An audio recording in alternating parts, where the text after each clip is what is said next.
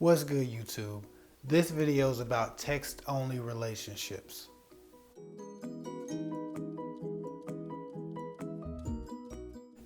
I'm not sure how the hell we came to this, but there seems to be a whole generation of people coming up who are afraid to communicate verbally with one another.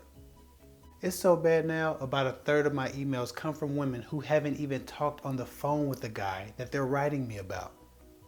Someone even recently told me that actually talking on the phone was so 90s, as if it was some kind of evolved statement or higher consciousness. It's not. People are devolving. People have lost the ability not only to relate to each other, but to communicate effectively in relationships. Again, they are devolving. The number one reason cited in divorce cases, besides infidelity, is communication issues. If people who actually learned how to communicate still fail in this area to the point of divorce, then how much better will a couple do that built their bond on emojis when times get tough? Like, what's the emoji for "I need more from you" or "sometimes it feels like you don't love me"? The ability to express your most intimate and personal thoughts is what separates you as a couple from random people on the street outside of your relationship. Intimacy. Texting is impersonal and distant. A relationship is about closeness and intimacy.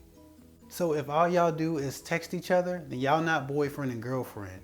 Y'all penpals. We now have a whole generation of people coming up who are more afraid of talking on the phone with a stranger than having sex with one. Yes, that means some of y'all are brave enough to lay down with a man that you don't know who might have a dick disease, but you can't talk on the phone. You got social anxiety. And on top of all of those dangers, so much gets lost in translation when you're trying to text with a new person that you don't know. They don't have tone, cadence, or mood. 90% of communication is nonverbal. This includes facial expressions, posture, attitude, gestures, body movements, tone, proximity, smell, and touch. Even someone's aura. That's because you take in information with all your senses. I can't tell you how many times I just felt someone's energy in person without them saying a word and was just thinking like, man, I don't fuck with you. Or something ain't right about that dude. That's not just you feeling something wrong. That's a result of nonverbal communication cues. That's information that you either consciously or subconsciously gather about a person when you see them in person or even when you speak with them on the phone, all of which are completely lost in text-only communications. Text messages don't express any of those things. You read and have to imagine all these things and the voice that goes with it. And because of that, you're the one who develops the character that they become. It's the same process that the mind takes when you read a book, even though some of y'all don't read. The character development is largely left up to the reader as they finish the unknown parts of the story with their imagination. The author sets the framework, but you create the scene in your mind. And on top of that, people have the tendency, like authors, to create a new version of themselves in text-only relationships. And that's because they have the freedom and time to think about the perfect response to everything. They're not being their total selves.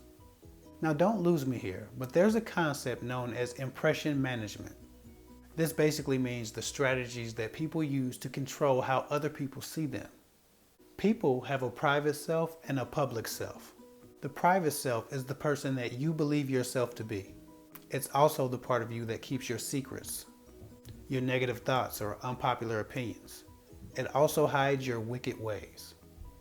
The public self or presenting self is your public persona. It's how you want to be seen by others. It's the socially approved version of yourself that you present to the world. The supposed good person or caring spouse or hard worker that you want everyone to think you are.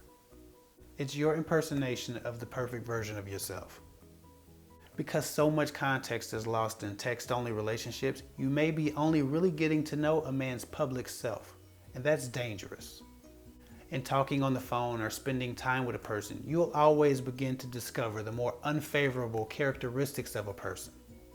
That's because there are so many nonverbal cues. If you're just sharing text messages, you don't have a chance of knowing any of that stuff. Now just think about it. How many times have y'all watched Catfish and the person said, "Oh my God, they were so different in person"?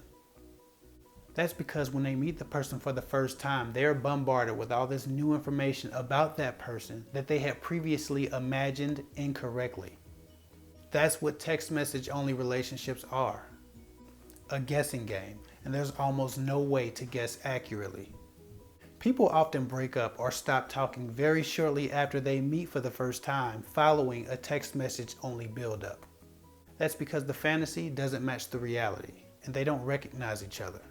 And I know I'm gonna get the comment, well, what if I have social anxiety? You still gotta get on the phone. Please don't lean on medical conditions to excuse your weaknesses and fears. Face them. That's the only way to become stronger. You don't have phonophobia.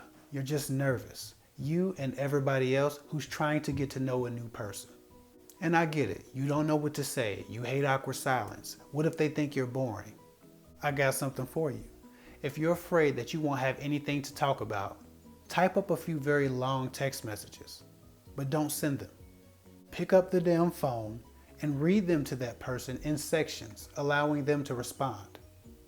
Do that until you get comfortable enough with them or your nervousness subsides. Write some backup texts just in case you run out of things to say while you're on the phone with them. You have to learn how to talk to each other to have a real relationship. But what do I know? I'm just some guy from the internet. Anyway, that's all I feel like saying about that. But before I go, people, don't forget, thank yous are nice, but support is better. So if you want to support this channel, you can actually buy a t-shirt now right under this video on my YouTube page. That's a link to my t-shirt store on Teespring. So if you really want to support me, you can definitely start by buying some merchandise. You can also donate to my PayPal or become a Patreon. It all pushes me toward the goal of doing this full time and helping more people.